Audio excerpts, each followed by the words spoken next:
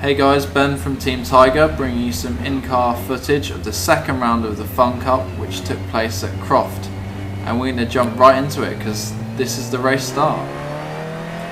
Although there is qualifying for this series, the grid position is drawn out of a hat, and in this instance we find ourselves fairly towards the back of the field. Doesn't make too much difference as this is a 5-hour race, but you've got to be careful in these situations as there can be incidents, particularly in the first corner, but we managed to make it through without any trouble here. My objective for the start was to latch onto the back of this blue and white car driven by Nigel Greensill, a very talented and accomplished driver. So I just wanted to latch onto the back of him as we try and make our way through the field. Getting in a slipstream now, which you can see the difference it makes in speed compared to this dark blue car, but just not quite enough room to get by him, and as a consequence I've got him up the inside of me. I have to go wide and do my best Vin Diesel impression, but it all comes off without too much of a hitch.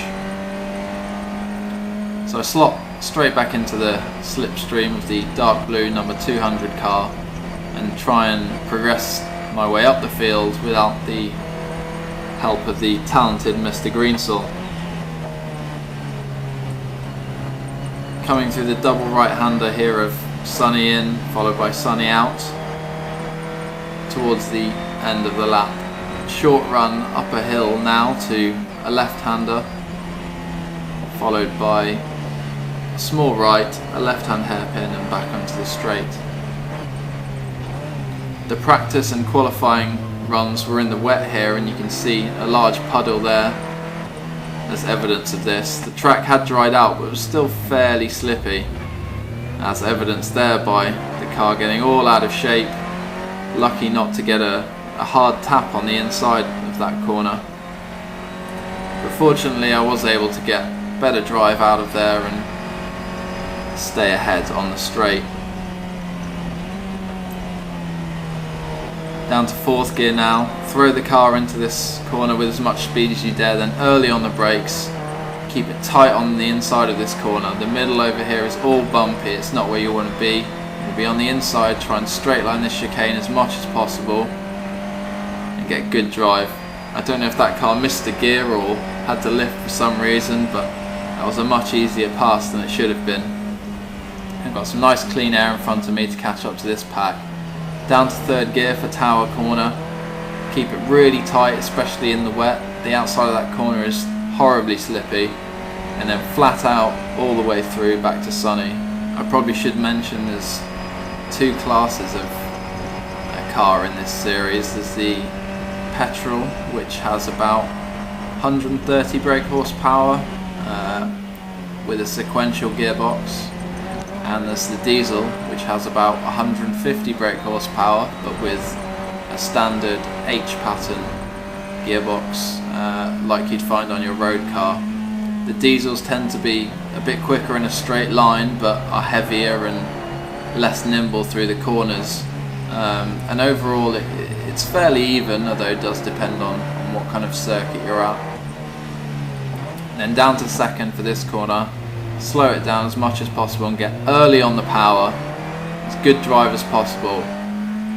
You can see the benefits of that combined with the slipstream, as I'm able to pull out an edge past this black car, but there's not quite enough room to seal the pass, and he stays on the inside and holds the corner for now.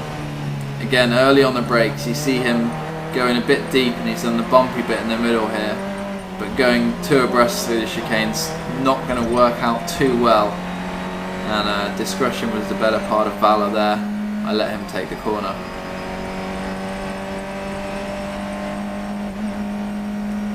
Fifth gear all the way down this straight into Tower, down to 3rd.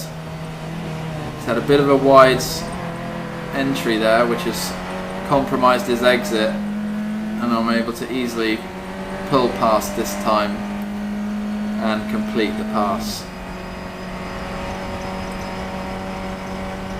Next up, the bright green car of Porsche Byfleet, who's hanging onto the back of the 3-car squabble in front of him.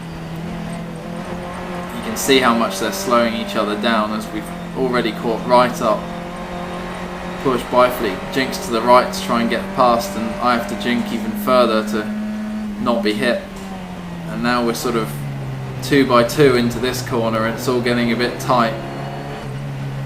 CCS Media car goes around the outside of 207 new level, the orange and black car just ahead. And then again we're all sorts of 2 abreast into this corner. As 207 gets a bit out of shape, and it's now a drag race to the first corner. He's got the inside line, so it doesn't look like I'm going to be able to make this manoeuvre. Doesn't feel ashamed to push me over into the bollards though, but even in the worst case scenario they're only plastic. We're able to keep the tighter line through the chicane, and that pays dividends as we're right on the back of him now in the slipstream. It's not going to be enough for him to complete a pass, so I'm jinking across his mirrors, just trying to pressure him. A bit wide there though, but he's kind of made the same mistake, and I'm pulling alongside him, but he pushes me all the way over onto the grass, and I concede the next corner to him. But he's not going anywhere.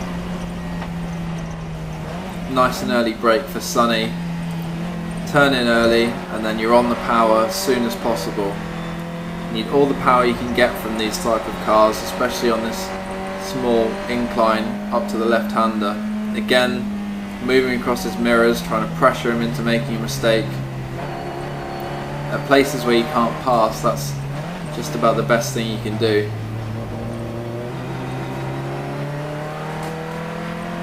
He's had to take a bit of a defensive line for this corner,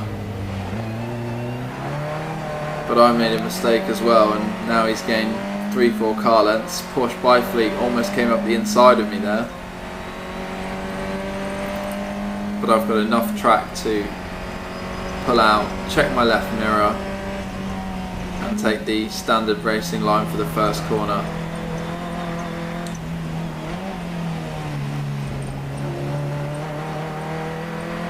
And again, with a nice early brake and tight line, I'm able to capitalise on the speed advantage and just absolutely fly past on the straight.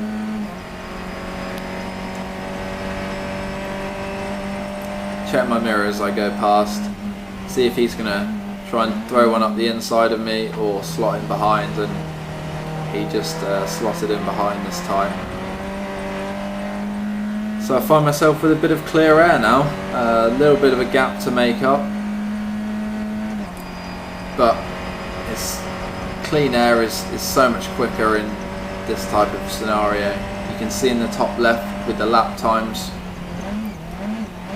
the last lap was about 3 seconds slower than the current best that I'd set, and that's just really down to having to defend, moving over, worrying about where other cars are, and not taking your optimal line. See, with no one there in front of me, I can throw the car into that left as quickly as I like, or dare, as the case may be, and also take the best line through this hairpin with no one in the way. Get a good drive off the hairpin, try and get as much exit speed from the corner to carry all the way down this straight. Even if you only come out of a corner with 1 or 2 miles an hour more, it may not sound like a big difference, but when you carry that extra speed all the way down the straight, it turns into a huge advantage.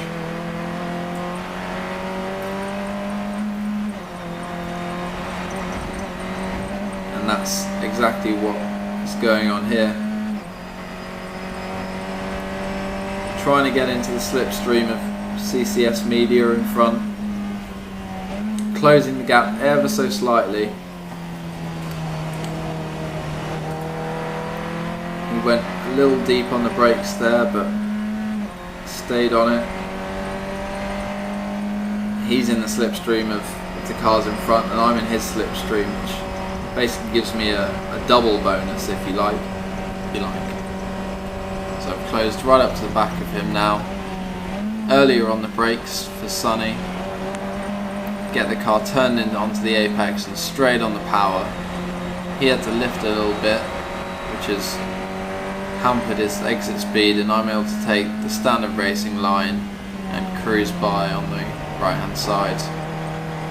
Throw it in right, just leaving him a bit of room in case he decides to try and defend, but there was nothing he could do. As we get to the end of lap 7 here, I'm just starting to chase down this black 263 car, but that's going to just about do it for part 1. I'll be bringing you some more of my first stint in this race. Stints of about 50 minutes long, so probably won't see all of it, especially as there was a safety car a little later on, but I'll see you guys next time for some more in-car footage from Team Tiger.